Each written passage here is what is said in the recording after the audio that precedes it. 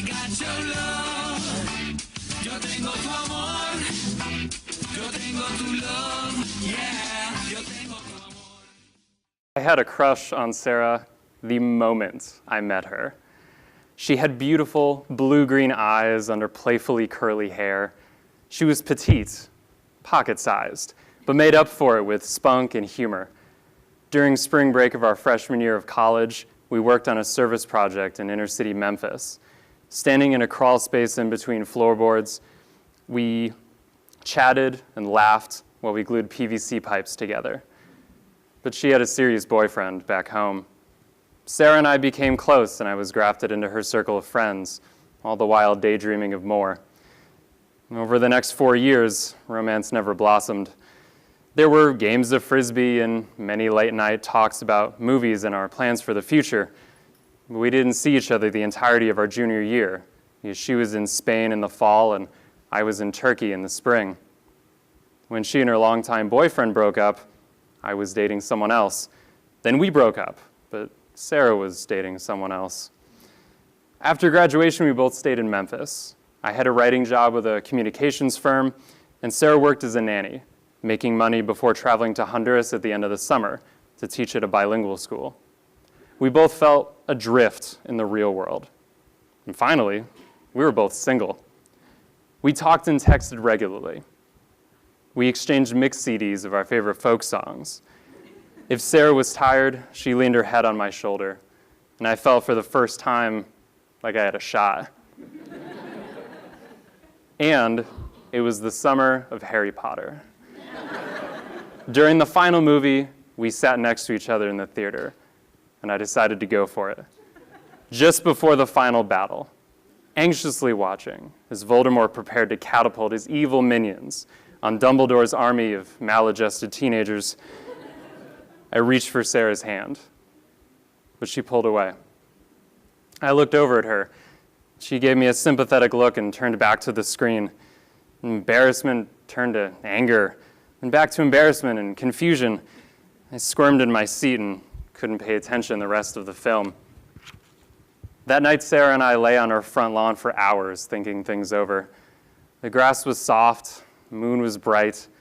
Her flight for Honduras was a few weeks away. Sarah was embarking on an adventure, and I was not on the itinerary.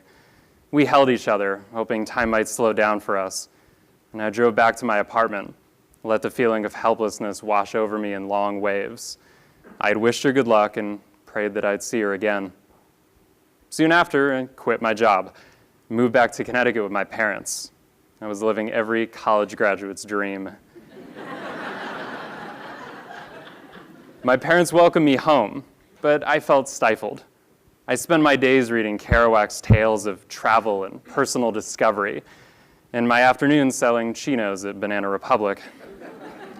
No matter how many sweaters I folded, I couldn't get Sarah off my mind. I didn't want to work at the mall. My parents didn't want me to work at the mall, but I didn't know what to replace it with. Sarah sympathized, but she couldn't relate. When we talked regularly on Skype, she shared such exciting stories, like visiting El Salvador and meeting a pastor who paints murals and had been a guerrilla fighter in the Civil War. Our relationship continued, but it felt like pen pals, not lovers.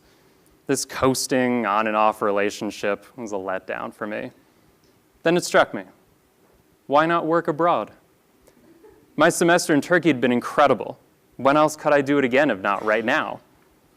It would be better to work in a Spanish-speaking country, since that's the only other language I knew. But Spain's for backpackers, not for volunteers. Maybe Central America could work. Maybe Sarah knew of some good organizations that needed volunteers. Better yet, did her school have any openings? And they did, in fact. A Honduran teacher needed a substitute for 2 months. My parents gave their nervous blessing, trusting my judgment. What would I do after 2 months? I had no idea. No girlfriend, no return ticket. But I was ecstatic to be moving to Honduras, to be closer to the person I was beginning to understand could be my soulmate. I just had to convince her of that fact. I found Honduras to be eccentric and beautiful. People who thought jogging for exercise was silly could play soccer for hours on a field that butted up against lush, untouched jungle.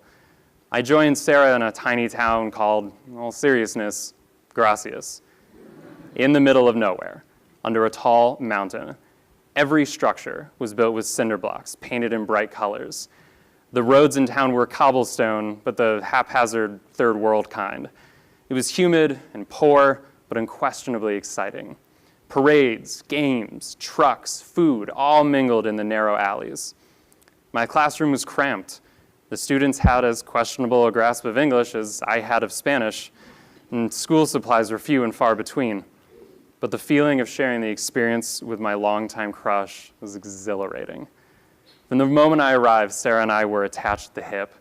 We ate lunch together at school and spent many afternoons grading and walking into town to get produce. I longed for a sign of love, but none came. How sweet to be in a foreign country, working with the girl of your dreams, quarantined in the friend zone.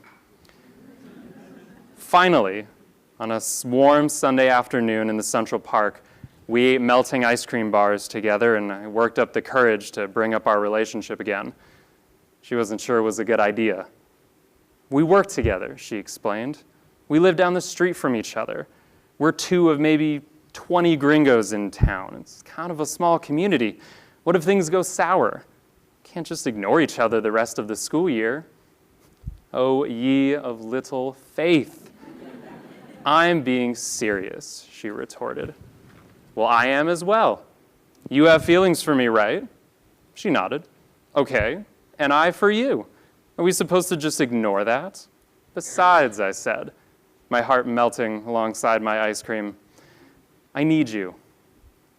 I trust your judgment, but this time I want you to trust me. I do trust you. Okay then, let's do this. All in. Whole enchilada. I'm ready. She paused and then smiled.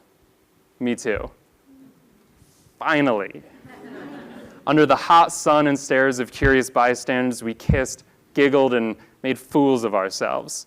I was over the moon that Sarah was finally, officially my girl. Soon after, I made the mistake of folding under pressure and admitting to some students that I loved Sarah. They gleefully communicated this to her the next day without my knowledge or permission. Sarah was surprised and a little upset that I didn't tell her first.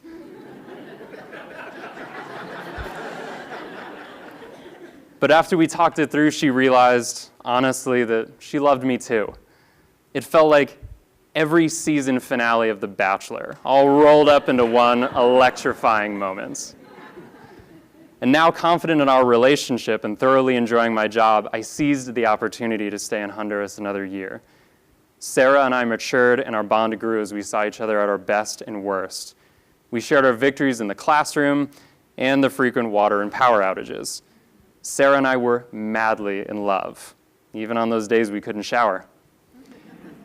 When school ended in June, I was delighted to be invited on a family vacation. We'd made it, past the questions and the distance, and after crossing that Rubicon, I was not going back. So I brought up the M word and asked her father for permission. 2 days after Christmas, on a cold winter's night, I asked Sarah to marry me. She said yes. I was so thrilled, so grateful, so looking forward to marrying the girl of my dreams. The venue got booked, we moved back to the United States, I started law school, and we got married last October.